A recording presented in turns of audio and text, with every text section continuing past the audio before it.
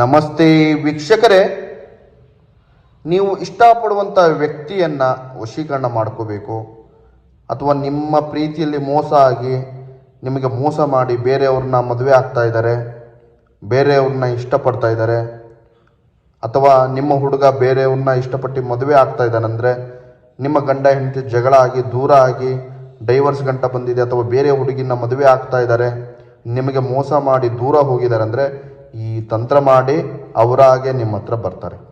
ವೀಕ್ಷಕರೇ, ಯಾವ ವ್ಯಕ್ತಿ ಬಿಟ್ಟು ಹೋಗಿದ್ದಾನೆ ಬರಬೇಕು ಅಂದರೆ ಏನು ಮಾಡಬೇಕು? ಒಂದು ಮೆಣಸಿನಕಾಯಿ ಒಂದು ಮೊಳೆಯನ್ನು ತಗೋಬೇಕು.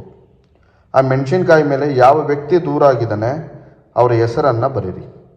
ಬರೆದು ಒಂದು ಮೊಳೆಯನ್ನು ತಗೊಳ್ಳಿ. ಮೊಳೆ ತಗೊಂಡು ಈ ಮಂತ್ರವನ್ನು ಹೇಳಿ ಆ ಮೆಣಸಿನಕಾಯಿಗೆ ಚುಚ್ಚಬೇಕು.